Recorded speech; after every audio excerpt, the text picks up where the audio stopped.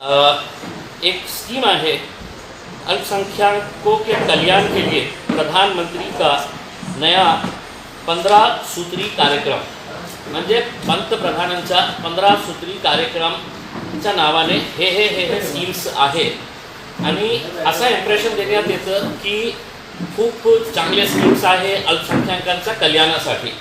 आपल्याला बहुतेक असं वाटतं की अल्पसंख्याक म्हणजे फक्त मुस्लिम, अल्पसंख्याक म्हणजे बुद्धिस्ट, हे स्कीम जे सगळे आहे ते Muslims, Buddhist, Christians, Parsis, Jains आणि सिख हे इतके सारे समाजासाठी जे अल्पसंख्याकमध्ये येतं त्याच्यासाठी हे कार्यक्रम आहे। आता ते 15 सूत्री कार्यक्रम ते काय आहे आणि औरंगाबादमध्ये त्याचा काय हाल झालेला आहे म्हणजे औरंगाबाद एक मायनॉरिटी कन्सन्ट्रेटेड एरिया आहे। देशामध्ये असे खूप कमी सिटीज आहे जिथे मायनॉरिटी कन्सन्ट्रेशन जास्त आहे।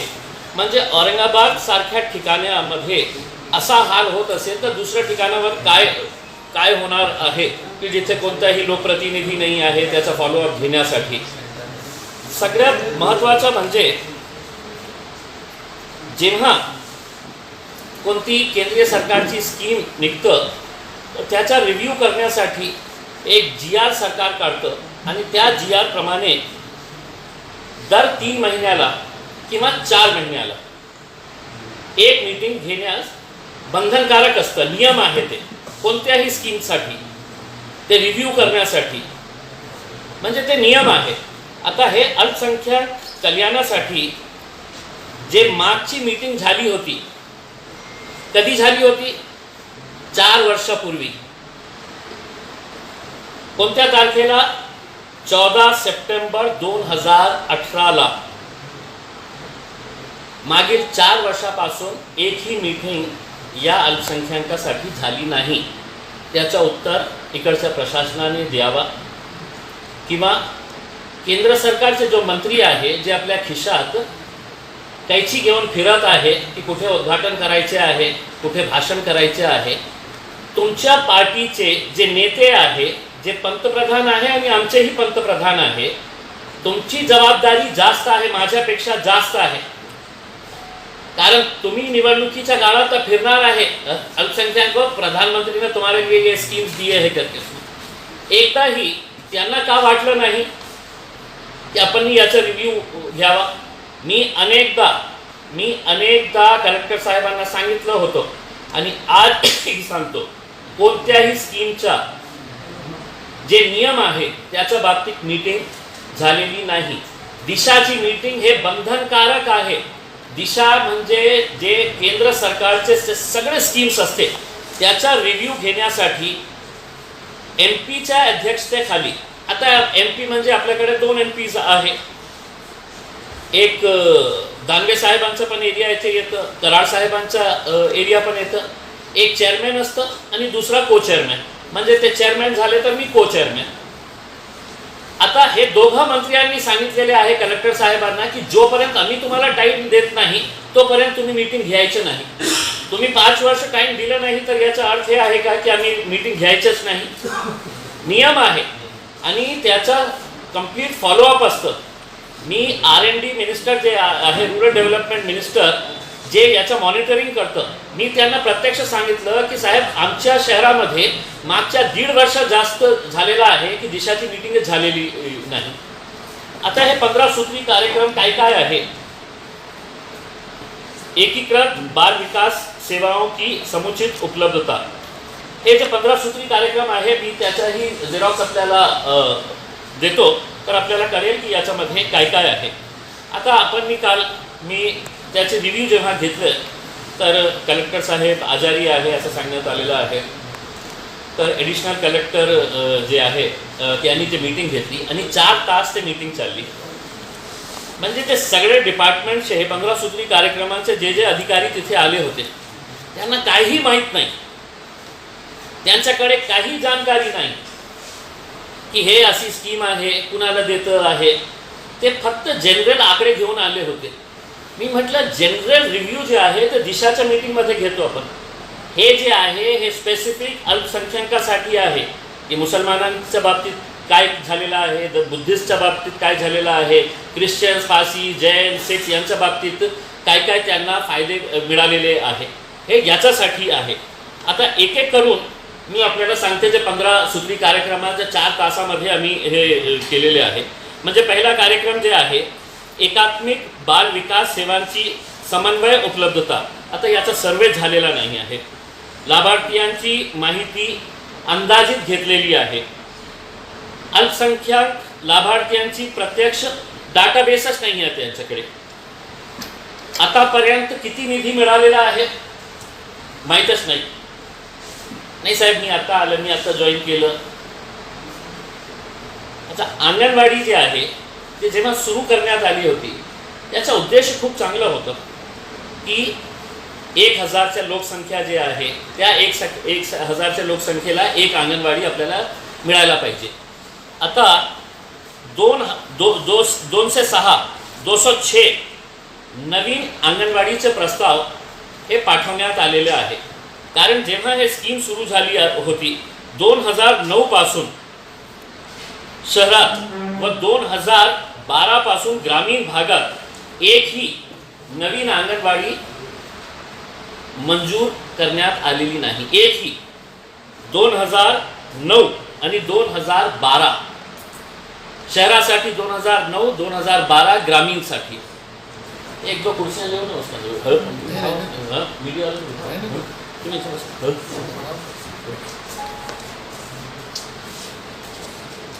माझ्या पाठीचे कोणी लोक बसलेले नाही.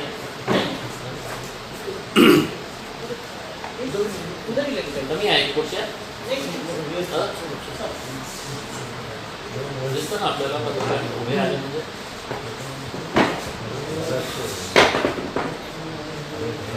अल्पसंख्याक भागातील अंगणवाडी व मुलांची संख्या किती आहे माहीत नाही. हे उत्तर मिळालेले आहे सगळे. मीटिंगमध्ये आम्ही सगळं त्यांना सांगितलेलं आहे की हे शालेय शिक्षण प्रवेश सुधारणे सर्व शिक्षण अभियानाअंतर्गत. आता आपल्याला सगळ्यांना माहीत आहे की सगळ्यात जास्त ड्रॉपआउट रेट कोणत्या समाजामध्ये आहे? एक मुस्लिम समाजामध्ये आहे आणि दुसरा दलित समाजामध्ये आहे. सगळ्यात जास्त ड्रॉपआउट.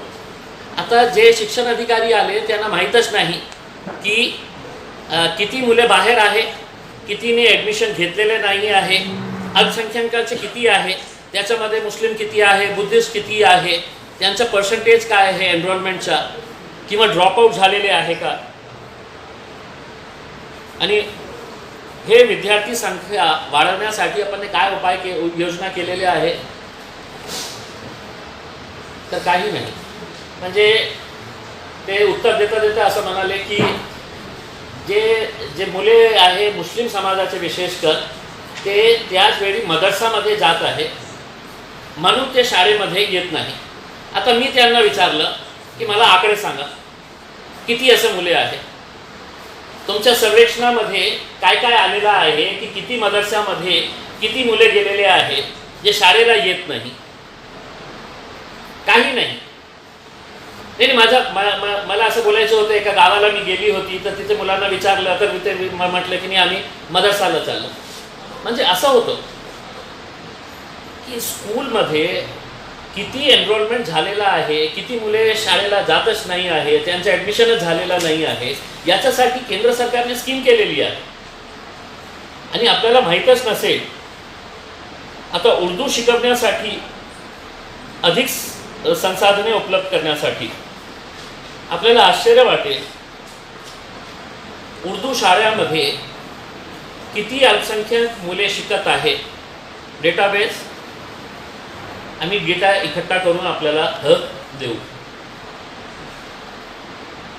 आता खरी स्थिती हे आहे की अनेक ग्रामीण क्षेत्रामध्ये असे उर्दू शाळा आहे की जे फक्त 8वी पर्यंत आहे. आणि इतक्या सारे शाळांनी जिल्हा परिषदला पत्र पाठवलेले आहे, प्रस्ताव दिलेले आहे की 8वी पर्यंत जेव्हा मुला मुली जे शिकत आहे त्यांना 9वी 10वी पर्यंत येण्यासाठी काहीही शिक्षण त्यांना घेता येत नाही, कारण ते वर्ग ही देण्यात आलेला नहीं है. अब मुसलमान समाज के अंदर ये हो रहा है कि बच्चे और बच्चियाँ 8वीं तक पढ़ रहे हैं और 8वीं के बाद तो एजुकेशन ही नहीं ले रहे. आता त्यांचं म्हणणं आहे की आम्ही सरकारला पाठवलेले आहे. आता सरकारमध्ये कोणी बसलेले होते? आता समजा भाजपवाले आले, सेनावाले आले, याच्या अगोदर कोण बसलेले होते? तेच राष्ट्रवादीवाले, तेच काँग्रेसवाले, तेच शिवसेनावाले. त्यांना कधी असं वाटलं नाही का की मुस्लिम समाजाच्याही शिक्षणाबाबतीत आपल्याला विचार करण्याची आवश्यकता आहे? मी त्यांना उदाहरण दिले की औरंगाबादचा जे नू सिद्दीकी लडका आहे, युवा आहे, जे UPSC एक्झाम पास केलेला आहे, ते उर्दू शाळेला जात होतं. UPSC पास केलं त्यांनी. म्हणजे याचा अर्थ मुस्लिम समाजामध्ये कॅलिबर आहे, तुम्ही त्यांना शिक्षणाची संधी तर द्या. आणि आपल्या खिशातून देत आहे का? केंद्र सरकार पैसे देत आहे, आम्ही आणणार पैसे तुम्हाला, फक्त तुम्हाला इम्प्लिमेंट करायचे आहे हे. आता उर्दू शिक्षकांच्या जिल्ह्यात त्यांच्या म्हणण्यानुसार मला तर शंका आहे 512 पदे आहेत उर्दू शिक्षकांच्या जिल्ह्यामध्ये, आणि त्यांच्या म्हणण्याप्रमाणे 96 पदे रिक्त आहेत. म्हणजे एक जवळपास 100 उर्दू शिक्षकांचे पदे रिक्त आहेत.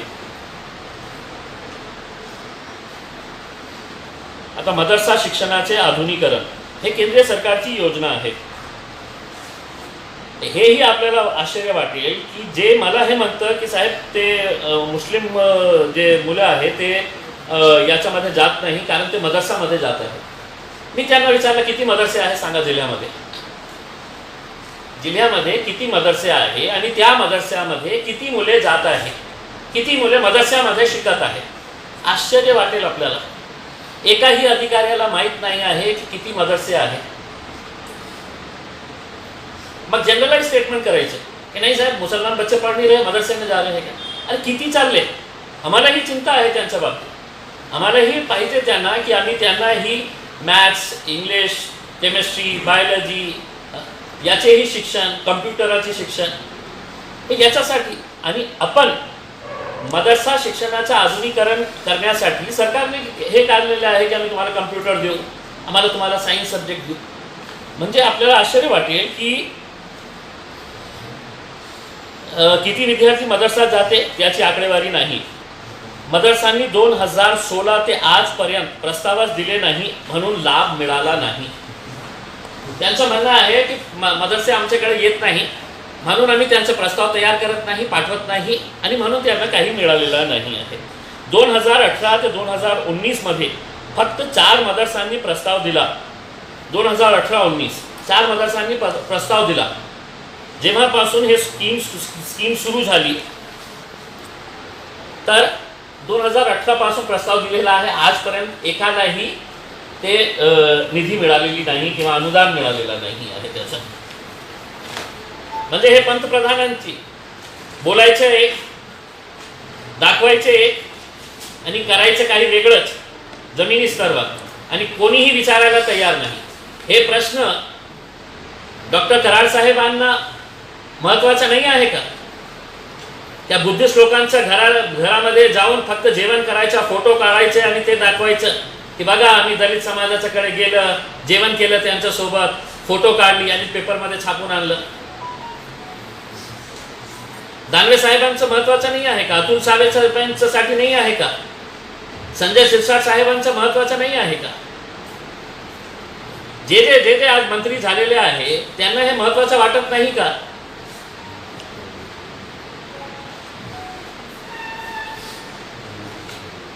आपल्याला माहित असेल की या मदरसा शिक्षणाचे आधुनिकीकरण जे स्कीम होती त्याच्यामध्ये काही 2-3 वर्षापूर्वी आम्ही जेव्हा आढावा घेतला होता त्याच्यामध्ये खूप बोगस मदरसे आढळून आले होते. बोगस मदरसे, त्याचे FIR रजिस्टर करण्यात आलं होतं.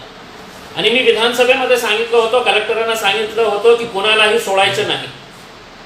बोगस मदरसे तयार केले होते.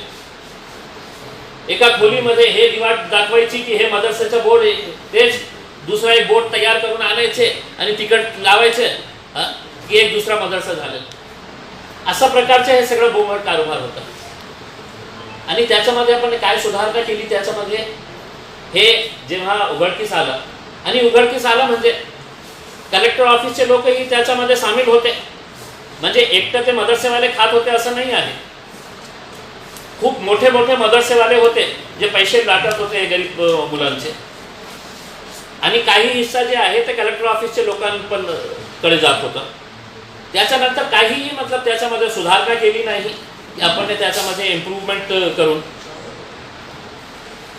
आता अल्पसंख्याक समुदायातील गुणवंत विद्यार्थ्यांसाठी शिष्यवृत्ती योजना.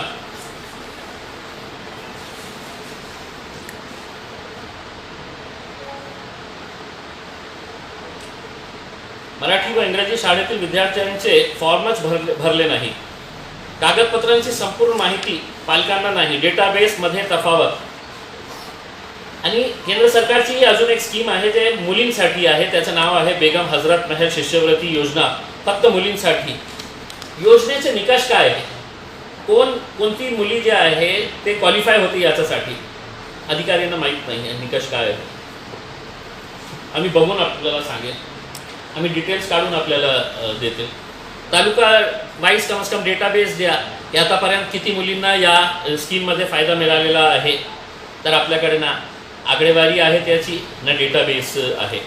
अच्छा, पोस्ट मॅट्रिक प्री मॅट्रिक जे स्कॉलरशिप्स आहे 2020-21 वर्षात हे खूप महत्त्वाचं आहे. अल्पसंख्याक विद्यार्थी जे प्री मॅट्रिक पोस्ट मॅट्रिक जे आहे ते किती आहे ज्यांना हे स्कॉलरशिप मिळत आहे. प्री मॅट्रिक पोस्ट मॅट्रिक जे केंद्र सरकार आपल्याला देतं. तर आश्चर्य वाटेल कि नहीं सर, वो ऑनलाइन चले जाता है तो हमारे पास उसका डेटा, माइनॉरिटी का कितना डेटा है ये नहीं आहे. माइनॉरिटी के कितने स्टुडंट्स को, मग स्कीम कशाला उघडली आपण अल्पसंख्याकासाठी. असंच फालतू उत्तर द्यायचे होतं. आता 2020-21 वर्षात त्यांच्या आकडेवारीनुसार 8,91,000 8,91,000 51,000 नहीं 91,000 इतना है तो ये दिया गया था, शिष्यवृत्ति दी गई थी 2020 और 21 के अंदर. 2021-22 के अंदर ये आंकड़ा बढ़ना चाहिए था, क्योंकि जिस पीरियड का ये है उस वक्त कोरोना था. स्कूल नहीं जा रहे थे बच्चे, कंप्यूटर इंस्टीट्यूट्स बंद थे, कहीं किसी के पास है तो कंप्यूटर नहीं था, बच्चों को कंप्यूटर का नहीं आता था. 2021-22 में ये आंकड़ा जो 8,91,000 था 2021 के अंदर, वो आंकड़ा हो गया 4,42,332, यानी कि ऑलमोस्ट 50% कम हो गया. अब हमने उनसे ये पूछा कि अचानक इतना कैसा कम हो जाता है. या तो ड्रॉप आउट हो गया है, बच्चों ने आगे पढ़ना छोड़ डाले हैं, अब बच्चे पढ़ नहीं रहे हैं, एडमिशन ही नहीं लिए हैं, कंटिन्यू नहीं किए हैं एजुकेशन. ये बहुत सीरियस ये है कि एक तरफ सर्व शिक्षा अभियान का सब अच्छे नामा दे देते हैं, सर्व शिक्षा अभियान खूब गाजा बाजा करते हैं. अब यहाँ पे एक साल के अंदर 50% ये अगर आंकड़ा आ जाता है तो इसकी जिम्मेदारी किसके पास है. 50% कम हुए हैं जो शिष्यवृत्ति का ये है. एक IDMI स्कीम है सेंट्रल गव्हर्नमेंट की, त्याच्यामध्ये त्या योजनेअंतर्गत अल्पसंख्याक शाळांना अनुदान मिळतं. अल्पसंख्याक शाळांना, आता अल्पसंख्याक शाळांना मुस्लिम शाळा किंवा कोणी बुद्धिस्ट समाजाची शाळा असू द्या, त्यांना अनुदान केंद्र सरकारकडून मिळतं. किती मिळतं पैसे ते 50 लाख रुपये केंद्र सरकारकडून. आता याचे आकडे बघा, 2019-20ला 50 लाख रुपये अनुदान केंद्र सरकार देतं. प्रस्ताव किती, 2 प्रस्ताव आले. 2019-20 2018 मध्ये 5 शाळांना पहिला हप्ता मिळाला, दुसरा हप्ता मिळालाच नाही.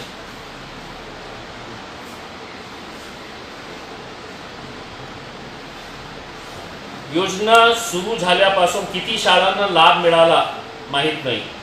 शाळा कोणाच्या जागेवर आहे माहीत नाही. एकूण शाळा व अल्पसंख्याक विद्यार्थ्यांचा डेटाबेस नाही, तालुकानिहाय डेटाबेस नाही.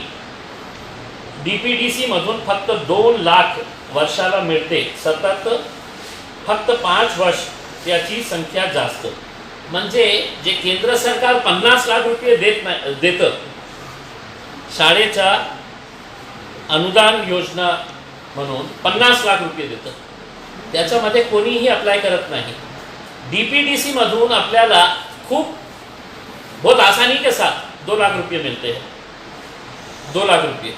तो उनका बोलना ये है कि साहब हमारी वो जो स्कीम है उसके लिए थोड़े पेपर्स ज़्यादा लगते हैं, तो लोग आते नहीं हैं, यहाँ से 2 लाख रुपये ज़्यादा आसानी से मिल जाते हैं, तो 2 लाख रुपये ये यहाँ से ले लेते हैं। हर साल 2 लाख रुपये लेते हैं, यानी कि 5 साल के लिए स्कीम रहती है, किसी ने अप्लाई किया है तो उसको 10 लाख रुपये है तो 5 साल के अंदर मिलते हैं। अब मुझे बताइएगा कि कौन सा ऐसा स्कूल होगा जो बोलेगा कि नहीं मेरे को है तो 50 लाख रुपये का अनुदान नहीं चाहिए। तो बोले नहीं, बहुत पूरे स्कूल जो है ना वो किराए की बिल्डिंगों के अंदर है, इस वजह से वो क्वालिफाई नहीं होते। और बोला पूरे जिले के स्कूल किराए की बिल्डिंगों के अंदर है तो इस वजह से क्वालिफाई नहीं हो जाए। कितने स्कूल है बताइएगा जो किराए की बिल्डिंगों के अंदर है और जो प्राइवेट उसमें। म्हणजे फक्त उडवाउडवीचे उत्तर देण्यासाठी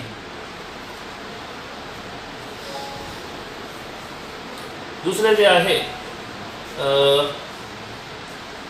2-4 और है, मैं इसका आपको है तो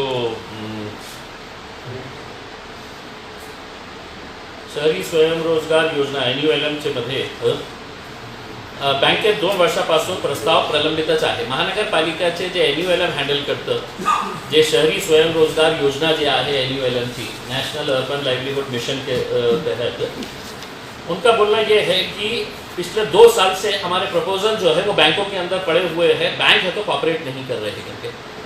अरे बँकाचं स्वतःचं त्यांच्या बापाचे पैसे आहे का? तुमच्या बापाने तिथे दिल्लीमध्ये सांगितलेले आहे की हे स्कीम मी राबवत आहे, माझी बँक आहे, हे पंतप्रधानांनी डिक्लेअर केलेलं आहे, कोणी इम्तियाज जलीलने डिक्लेअर केलेलं नाही आहे स्कीम, आणि ते बँक म्हणतं की नाही आम्ही पास करणार नाही करके। मग कशाला आपल्याला लोकांना उल्लू बनवण्यासाठी पंतप्रधान आहे तो इतका मोठा गाजाबाजा करतो? किंवा तुमचे बँक जे नॅशनलाइज बँक्स आहे ते त्याच्यामध्ये सहकार्य करत नाही। आता त्यांचं म्हणणं आहे की 2 कोटी रुपये आम्ही वाटले होते, त्याच्यामध्ये अल्पसंख्याक किती तर आम्हाला माहीत नाही आहे। हे अल्पसंख्याकासाठी आहे NULMचं जे स्कीम आहे त्याच्यामध्ये त्यांचं म्हणणं आहे की आम्ही 2 कोटी रुपये वाटले होते, पण किती अल्पसंख्याकांना दिलेले आहे, कसं त्याचं कॅटेगरायझेशन होतं की मुस्लिम्सना किती, बुद्धिस्टना किती, ख्रिश्चन्सला किती दिले आहे, जैन सिखांना किती दिलेले आहे, त्याचा आकडा आपल्याकडे नाही आहे। कौशल्य प्रशिक्षणाद्वारे रोजगाराची उपलब्धता, एकूण लाभार्थ्यांची संख्या किती अल्पसंख्याक विद्यार्थ्यांना प्रशिक्षण घेतले व रोजगार मिळाला त्यांच्याकडे यादीच नाही आहे। PM स्वनिधी, आता PM स्वनिधीच्या बाबतीत मी आपल्याला मागच्या प्रेस कॉन्फरन्समध्ये सांगितलं होतं की मी दिल्लीला जाणार आहे, त्याचं सविस्तर माझ्याकडे आहे, मी त्याच्या बाबतीत एक वेगळी प्रेस कॉन्फरन्स घेऊ शकतो की तेही स्कीम कसं गाजाबाजा करून तयार करण्यात आलेली आहे आणि त्याच्यामध्ये कशा झोल झालेला आहे। आता मी जेव्हा त्या मीटिंगमध्ये जाणार होतो तर मी महानगरपालिकेला म्हटलं की मला एक नोट तयार करून पाठवा की किती लोकांना आपण हे दिलेले आहे, किती लोकांना फायदा झालेला आहे याचा, प्रधानमंत्री स्वनिधी योजनेचा। त्या स्कीम काय आहे की जे हॉकर्स आहे ते रस्त्यावर एक टोकरी घेऊन एक वृद्ध महिला काही विकत असेल, कोणी हातगाडीवाला कुठे उभे राहून काही सब्जी तरकारी फूल काही विकत असेल तर त्यांना एक सपोर्ट म्हणून, एक फायनान्शियल एड म्हणून त्यांना 10,000 रुपये सरकार देणार आहे। आणि त्याचे नियम हे आहे ते अधिकारी त्यांना बोलवायचे नाही, ते अधिकारी तिथे जायचं, जिथे जिथे ते बसलेले आहेत त्यांचे फोटो काढायचे, त्यांचे डिटेल्स तिथेच घ्यायचं की तुमचं आधार कार्ड आहे, तुमचं नाव काय आहे, कुठे राहतो, हे सगळं करण्यासाठी ते नियम आहे। आता त्यांनी जे नोट पाठवलेले आहे ते स्कीम अशी आहे की 10,000 रुपये तुम्ही दिले, ते परतफेड केले 10,000 रुपये प्रामाणिकपणे परतफेड केले तर तुम्हाला 20,000 रुपयाला क्वालिफाय होतं। 20ला क्वालिफाय झालं तुम्ही, 20 परतफेड केले तर तुम्हाला 50,000 रुपये मिळते। अच्छा विचार करा की जे बाई, जे छोटी एक म्हातारी बाई एक छोटासा टोकरा घेऊन तिला हातगाड़ी ही विकत घेता येत नहीं, छोटे से टोकरे के अंदर कितने अपने शहर के अंदर कितने सारे मिलेंगे उसको केंद्र सरकार बोल रही है कि तुम 10,000 लो, 10 का है तो ईमानदारी से वापस करो, 20 लो 20 वापस करो, हम तुमको 50,000 रुपये देंगे।